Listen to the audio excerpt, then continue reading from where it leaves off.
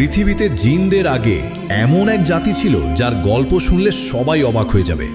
জিনদের আগে হিন ও বিন নামের দুটি জাতি বাস করত, যারা অনেকটা জিনের মতো হলেও তারা একটু আলাদা। জিন আগুনের তৈরি, কিন্তু হিন ও বিন নামের এই দুই জাতি তারা জিনদের মতোই কিন্তু পানি ও বাতাসের তৈরি ছিল। অনেক তাফসিরকারকদের মতে হিন নামের এই জিন জাতি পানিতে বাস করত, আর বিন নামের এই জিন জাতি বাতাসে চলাফেরা করত। বহু বছরে পৃথিবীতে বাস করার পরে তারা আল্লাহকে ভুলে যায় এবং একে অপরের সাথে হিংসা ও মারামারিতে লিপ্ত হয়, কুকর্ম করতে থাকে। তখন আল্লাহ রাব্বুল আলামিন ফেরেশতাদের নির্দেশ দেয়, তোমরা পৃথিবীতে যাও এবং পৃথিবীতে গিয়ে এই জাতিকে ধ্বংস করে দাও। তখন অগণিত ফেরেশতার দল পৃথিবীতে নেমে আসে এবং এই জিনদের সাথে যুদ্ধে লিপ্ত হয়। ফলে ওই জিন জাতি যুদ্ধে পরাজিত হয়। এরপর আল্লাহ রাব্বুল আলামিন আগুন দ্বারা জিন সৃষ্টি করে আবারও জিনদের এই পৃথিবীতে পাঠায়। এইভাবে বেশ কিছু বছর চলার পর তাদের মধ্যে ঝগড়া, কলহ, বদমেজাজি লক্ষ্য করা যায়। তখন তাদের সমস্ত নিয়মকানুন, রীতিনীতি, সৎ অসৎ কাজ সম্পর্কে জানাবার জন্য জিনদের মধ্যে থেকে একজন পয়গম্বর প্রেরণ করলেন। তিনি বললেন, হে জিন জাতি, তোমরা সকলে আল্লাহকে মেনে চলো, আল্লাহকে ভয় করো। কিন্তু তার কথা কেউ শুনল না। ধীরে ধীরে সবাই আরও হিংসা এবং ঝগড়াটে হয়ে উঠল। কিছু জিন আবার সেই পয়গম্বর জিনকে হত্যা করার ষড়যন্ত্রে লিপ্ত হল, এমনকি শেষ পর্যন্ত তাকে হত্যা করে ফেলল। আল্লাহ তাআলা অসীম দয়ালু, তাই জিনদের অন্যায় অপরাধের শাস্তি প্রদান না করে আবারও তাদেরকে হেদায়েত করার জন্য একজন পয়গম্বর পাঠালেন। এইভাবে আবুল জিনের পর প্রায় ৩৬,০০০ বছর সময়ের মধ্যে বহু জিন পয়গম্বরকে হত্যা করার পর আল্লাহ তাআলা আমারও জিনদের প্রতি অত্যন্ত অসন্তুষ্ট হলেন। অতঃপর তাদেরকে শাস্তি প্রদান করার জন্য আসমান থেকে আবারও অসংখ্য ফেরেশতা পাঠালেন। আল্লাহর নির্দেশ অনুযায়ী কোটি কোটি জিন হত্যা করে ফেলল। কেবলমাত্র যে সকল ঈমানদার জিন পাপী জিনদের ভয়ে বনে জঙ্গলে, পাহাড় পর্বতে, গুহায় বসে আল্লাহর ইবাদতে মগ্ন ছিল, শুধুমাত্র তারাই রক্ষা পেল, আর বাকি সকল জিন ধ্বংস হয়ে গেল। এই ঈমানদার যে সকল জিন অবশিষ্ট ছিল আবার ওদের বংশবিস্তার হয়ে পুনরায় দুনিয়ায় বসবাস করতে লাগলো। এদের মধ্যে একজন বিশেষ জিন, সে খুবই শিক্ষিত এবং সব সময় আল্লাহর ইবাদতে ভগ্ন ছিল। তার নাম চালপালিশ। তাকে আল্লাহ তাআলা বাদশাহ ও ধর্মীয় নেতা প্রদান করলেন। সে খুবই অল্প দিনের মধ্যে অনেক সুনাম অর্জন করল এবং সকল জিনকে আল্লাহর পথে ডাকতে লাগলো। এইভাবে প্রায় বহু বছর অতিক্রম হয়ে গেল, কিন্তু হঠাৎ করে তাদের মনে কুমন্ত্রণা এবং অত্যাচারের আগুন জ্বলে উঠল। সবাই আবার ঝগড়ার মধ্যে লিপ্ত হয়ে গেল, আল্লাহকে ভুলে গিয়ে খারাপ পথে চলতে লাগলো। তখন আল্লাহ তাআলা হযরত জিবরাইল আলাইহিস সালামকে চালপালিশ নামক জিনের কাছে পাঠালেন এবং তাকে সতর্ক করে বললেন, তুমি তোমার দায়িত্ব কর্তব্য ভুলে কোন পথে এগিয়ে যাচ্ছ? এই পথ তোমাকে বিনাশের কোলে পৌঁছাবে। হযরত জিবরাইল আলাইহিস সালামের এই সতর্কবাণী শুনে চালপালিশের মনে চেতনার উদয় হলো, কিন্তু দুষ্ট জিনদের প্ররোচনায় পড়ে চালপালিশের আবার পরিবর্তন ঘটল। এমন পাপ কাজে লিপ্ত হয়ে গেল যে আল্লাহ তাআলা এই পাপ সহ্য করল না। চালপালিশ নামক এই জিনের যখন ১০০০ বছর পূর্ণ হয়ে গেল, তখন আল্লাহর নির্দেশে আবারও আসমান থেকে অগণিত ফেরেশতা নেমে আসলো এবং চালপালিশ সহ সমস্ত জিন জাতিকে ধ্বংস করে দিল। কিন্তু আল্লাহর মর্জি, এবার সামান্য সংখ্যক জিন কোনো ক্রমে ধ্বংসের হাত থেকে রক্ষা পেল। তাদের মধ্যে ৪ জন নেককার জিন ছিল। সে হলো হামুস। হামুস নামক জিনকে আল্লাহ তাআলা বাদশাহী প্রদান করল। হামুসের জামানায় জিন জাতি কিছুদিন ভালোভাবে চলল, সৎ জীবনযাপন করল, আল্লাহর নির্দেশ পালন করল। এদিকে জিনদের আদি পিতা তারান্নুসের জন্মের ১,৪৪,০০০ বছর অতিক্রম হয়ে গেল। হামুস জিনের পুত্র খাবিস, যে ছিল ইবলিসের পিতা, আর নীলবিষ ছিল ইবলিসের মাতা। তাদের চেহারা ভয়ঙ্কর ছিল। খাবিসের আকৃতি ছিল ভয়ঙ্কর সিংহের মতো, তার স্বভাব প্রকৃতি সিংহের মতো, আর নীলবিষের আকৃতি ছিল নেকড়ে বাঘের মতো। তাদের একমাত্র পুত্র নাম হলো ইবলিস। ইবলিসের পিতা খাবিসের একজন বন্ধু ছিল, সে সর্ববিষয়ে পারদর্শী। তাই সে তার পুত্রকে অর্থাৎ ইবলিসকে তার বন্ধুর কাছে শিক্ষা অর্জনের জন্য নিয়ে গেল। ইবলিস ছিল যেমন মেধাবী তেমন স্মৃতিশক্তি সম্পন্ন। কোনো কিছু তাকে একবার বলে দিলে দ্বিতীয়বার বলার প্রয়োজন হতো না। যেটা সে একবার শুনত আর কখনোই ভুলত না। একবার ইবলিস সম্পর্কে তার শিক্ষাগুরুর অত্যন্ত উচ্চ ধারণা হলো, কেননা সে ইবলিসকে একবার যা বলে দিত তা কখনোই ভুলত না। সেজন্য তার বন্ধু খবিশকে বলল, বন্ধু, তোমার পুত্র ইবলিসের ভিতরে যে লক্ষণ দেখছি তাতে মনে হয় ভবিষ্যতে নিশ্চয়ই সে এক মহা ব্যক্তিতে পরিণত হবে। আমি 36,000 বছর শিক্ষকতা করছি, কিন্তু এই দীর্ঘদিনের মধ্যে তোমার পুত্র ইবলিশের মতো এত তীক্ষ্ণ মেধা, স্মৃতিশক্তি সম্পন্ন বুদ্ধিমান ছাত্র আমি কখনো দেখিনি। তবে একটা সমস্যা আছে, তোমার পুত্র ইবলিস অত্যন্ত বেয়াদব, অহংকারী এবং ভীষণ বদমেজাজি। এটা পরিণামের জন্য মোটেও ভালো নয়। শিশুকাল থেকে ইবলিস অত্যন্ত রাগী, জেদি, ঝগড়াটে, মিথ্যাবাদী প্রকৃতির ছিল। প্রতিবেশী অন্যান্য জিন ছেলেমেয়েদের সাথে প্রতিনিয়ত ঝগড়া মারামারি করত। এমনকি এমন একটা সময় আসলো যে অন্যান্য সকল জিনের গোষ্ঠী ইবলিশকে দেখে ভয় পেতে লাগলো। তার বিরুদ্ধে কথা বলে এমন কারো সাহস হতো না। এইভাবে বেশ ভালোই চলছিল, কিন্তু দিন বছর যত এগোতে থাকে জিন জাতি ততই গুনাহে লিপ্ত হতে থাকে। এক পর্যায়ে ওই সকল জিন জাতি এমন পাপাচারে লিপ্ত হয়ে গেল যে ইমানদার জিনদেরও একে একে হত্যা করতে লাগলো। এমনকি জিনদের মধ্যে যে সকল পয়গাম্বার ছিল তাদেরকেও একা একা হত্যা করে দিল। তখন সকল ফেরেশতারা বলল, হে আল্লাহ, হে মাবুদ, জিনের দল দুনিয়াতে পাপাচারে লিপ্ত হয়ে অতিরিক্ত পাপ কাজ করছে এবং জিনের পয়গাম্বরকেও হত্যা করছে। তখন আল্লাহ তাআলা ফেরেশতাদের এই কথা শোনার পর বললেন, তোমরা যাও, যারা পাপাচারে লিপ্ত তাদেরকে শাস্তি প্রদান করো, এমনকি দুনিয়াতে সকল জিন সম্প্রদায়কে ধ্বংস করে দাও। আল্লাহ রব্বুল আলামিনের নির্দেশ পেয়ে অগণিত ফেরেশতাগণ দুনিয়াতে নেমে আসলো এবং জিনদের সাথে যুদ্ধ করল। দুনিয়ার সমস্ত জিনদের একে একে শেষ করে দিল।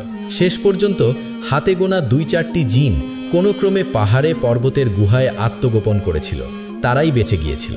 তাদের মধ্যে একজন কম বয়স্ক জিন ছিল, সে ছিল ইবলিস। তাকে দেখে ফেরেশতাদের মনে অত্যন্ত মায়া লাগলো। তখন ওই সকল ফেরেশতার দল আল্লাহর দরবারে দোয়া করল, হে আমার রব, হে আল্লাহ, এই ছোট্ট বালক জিনটি অসহায়, তার প্রতি আমাদের অনেক মায়া লাগছে, আমরা কি একে নিয়ে আসমানে লালন পালন করব? ফেরেশতাদের অনুরোধে আল্লাহ রব্বুল আলামিন তাকে আসমানে নিয়ে আসতে অনুমতি দিলেন। যখন ইবলিশকে ফেরেশতারা আসমানে নিয়ে এসেছিল তখন তার বয়স হয়েছিল 1000 বছর।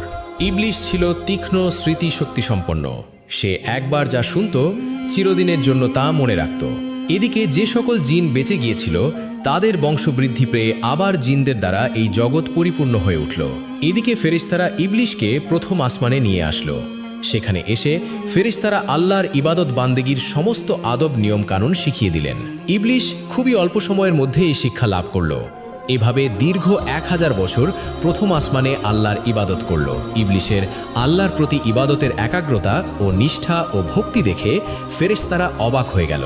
সকল ফেরেশতার দল বলতে লাগলো, আমরা কেবলমাত্র আল্লাহর ইবাদতের জন্যই সৃষ্টি হয়েছি, একমাত্র ইবাদতেই আমাদের শিক্ষা, ধ্যান, দীক্ষা সবকিছুই। কিন্তু কি আশ্চর্য ব্যাপার, ইবলিশ আমাদের কাছে ইবাদতের সমস্ত নিয়মকানুন শিখে সে যে ইবাদত করছে তা দেখে মনে হয় তার তুলনায় আমরা কিছুই না। আমাদের ফেরেশতাদের মধ্যে তো এমন ইবাদত কাউকেই করতে দেখিনি। মনে হচ্ছে ইবলিশের কাছে আমাদের অনেক কিছু শেখার আছে। তার ইবাদতে ফেরেশতারা এত মুগ্ধ হলো যে তাকে অতি যত্ন সহকারে প্রথম আসমান থেকে 1000 বছর পর দ্বিতীয় আসমানে নিয়ে গেল।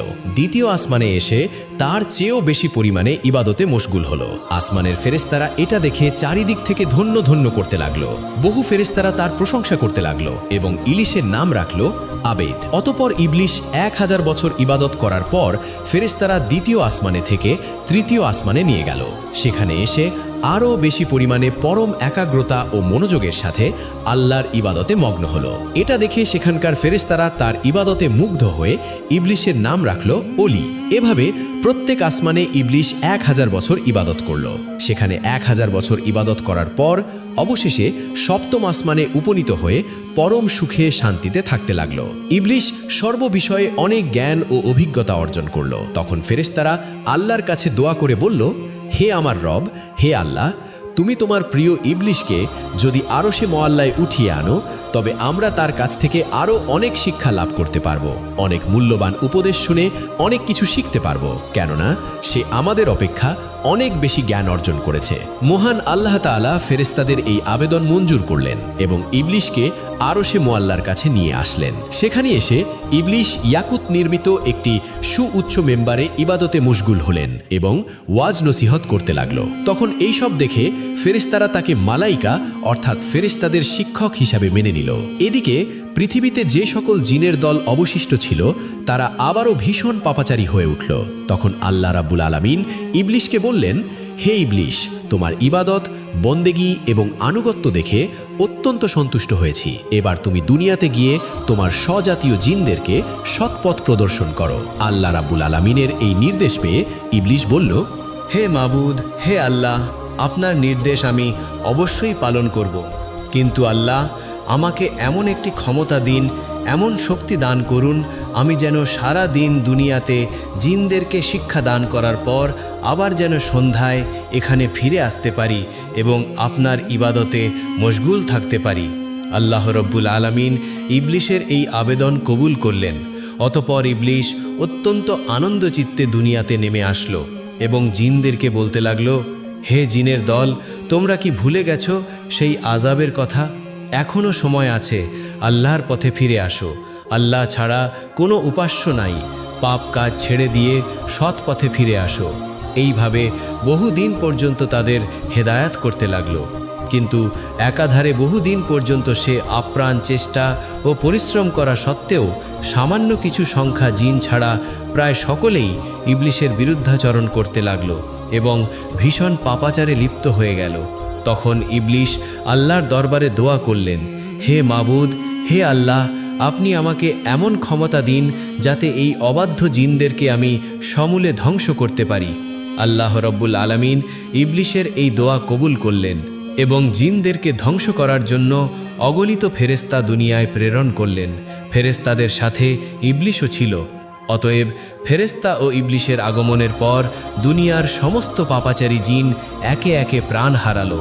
দুনিয়ার কার্য শেষ করে পুনরায় ইবলিশ একাগ্রচিত্রে আল্লাহর ইবাদতে মশগুল হলো। আল্লাহ তাআলার দরবারে ইবলিশের কত যে সিজদা ছিল তা কারো পক্ষে হিসাব করা সম্ভব নয়। আসমান, জমিন ও অর্শে মুআল্লার নিকটে এমন কোনো জায়গা ছিল না যেখানে ইবলিশ অসংখ্য সিজদা দেয়নি।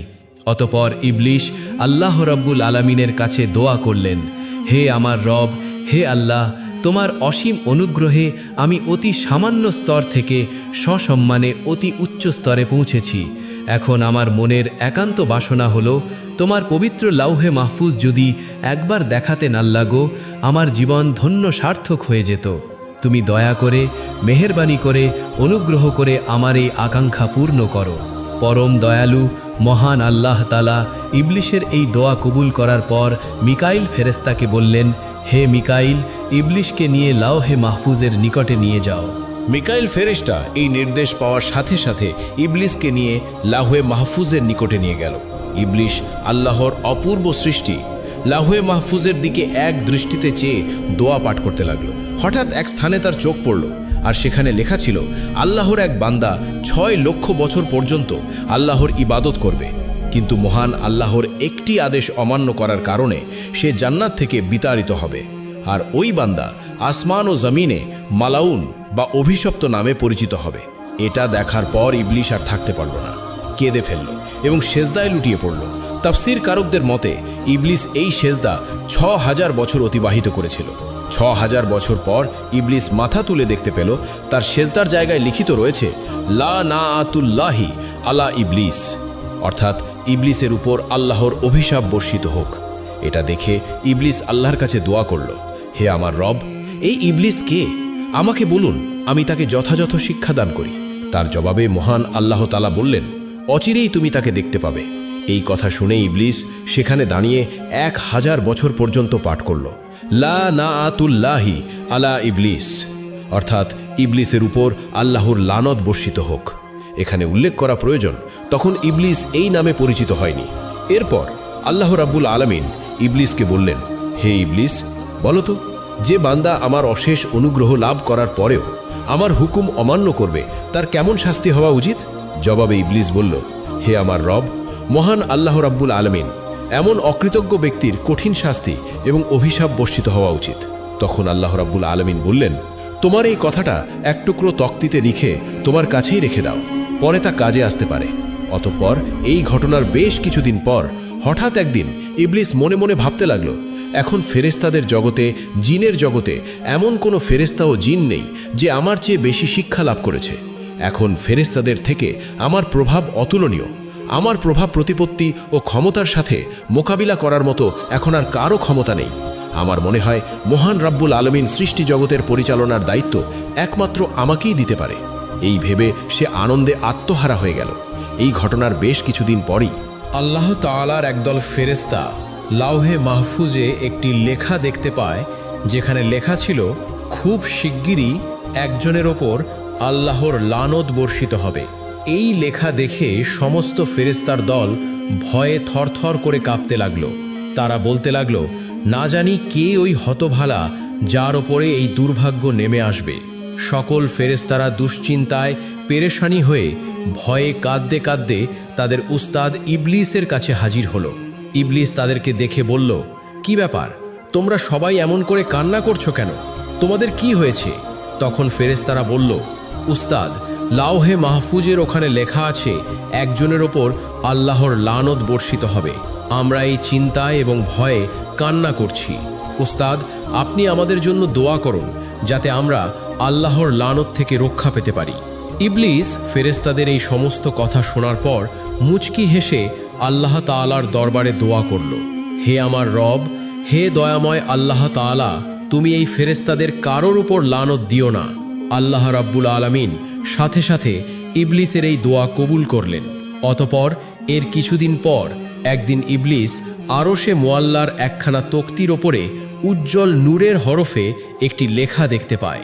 সেখানে লেখা ছিল, আউযু বিল্লাহি মিনাশ শাইতানির রাজিম, অর্থাৎ বিতাড়িত শয়তান হতে আল্লাহ তাআলার নিকট সাহায্য প্রার্থনা করছি। এই লেখা দেখার পর ইবলিস অত্যন্ত বিস্মিত হয়ে আল্লাহর নিকট জিজ্ঞাসা করল, হে আমার রব, কে সেই পাপিষ্ঠ শয়তান যাহা থেকে রক্ষা পাওয়ার জন্য তোমার কাছে প্রার্থনা করার কথা লেখা হয়েছে? আল্লাহ রাব্বুল আলামিন বললেন, অতি শিগগিরই তুমি তাকে চিনতে পারবে। অতপর আল্লাহ রাব্বুল আলামিন ঘোষণা করল, হে আমার ফেরেশতারা, জমিনে আমার এক নতুন খলিফা সৃষ্টি করব। এই ঘোষণা শোনার পর সমস্ত ফেরেশতার দল আল্লাহ তাআলাকে বললেন, হে আমার রব, হে দয়াময় আল্লাহ, আপনি কি এমন প্রতিনিধি সৃষ্টি করতে চান যে জমিনে ফাসাদ রহাজানি সৃষ্টি করবে? এর আগে যেমনটা হয়েছিল, আমরা তো রাতে দিনে আপনার পবিত্রতা ও প্রশংসা করি। তখন আল্লাহ রাব্বুল আলামিন বললেন, নিশ্চয়ই আমি যা জানি তোমরা তা জানো না। অতপর আল্লাহ রব্বুল আলামিন জিব্রাইল আলাইসাল্লামকে আদেশ দিলেন, জিব্রাইল, তুমি যাও জমিনের উপরি ভাগ থেকে এক মুষ্টি মাটি নিয়ে আসো। জিব্রাইল আলাইসাল্লাম এই নির্দেশ পেয়ে তখনই জমিনে নেমে আসলো।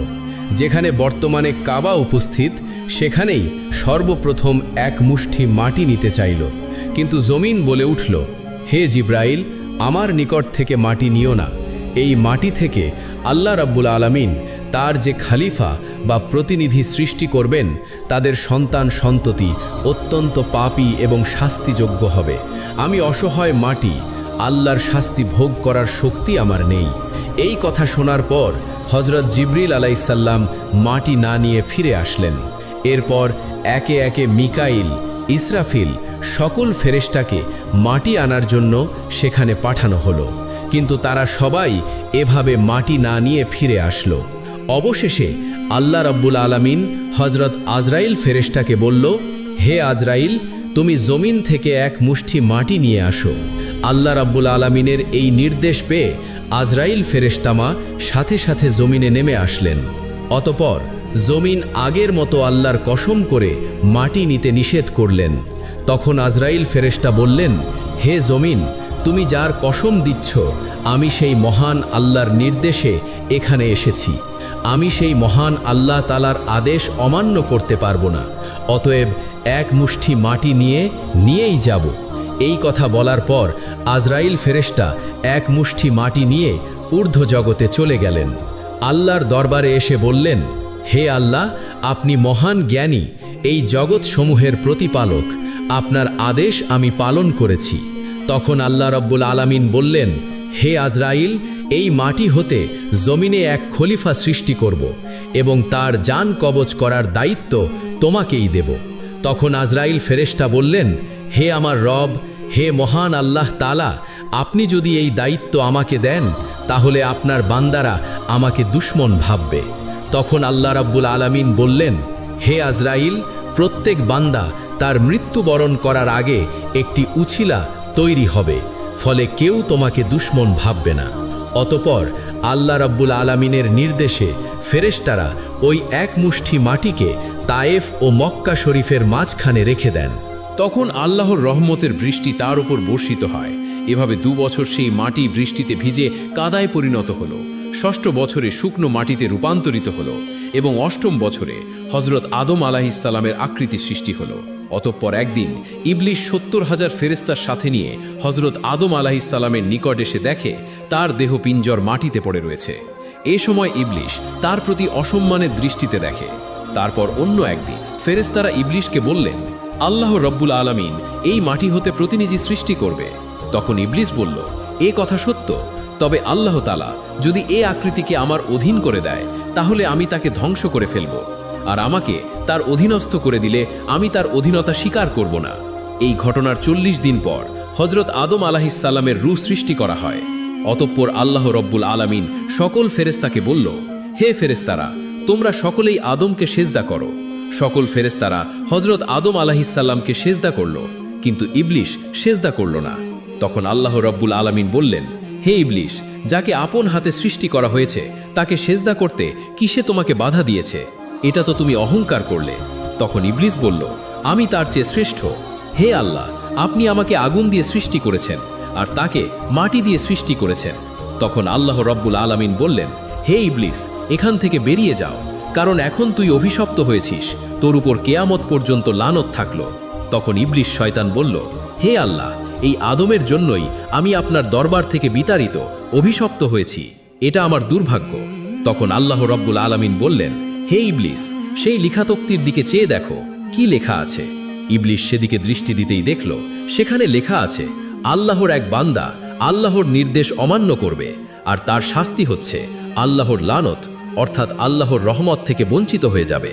এই লেখা পাঠ করার পর ইবলিশ অত্যন্ত নিরাশ ও লজ্জিত হয়ে বললেন, হে আমার রব, আমাকে অবকাশ দিন সেই কেয়ামত দিবস পর্যন্ত।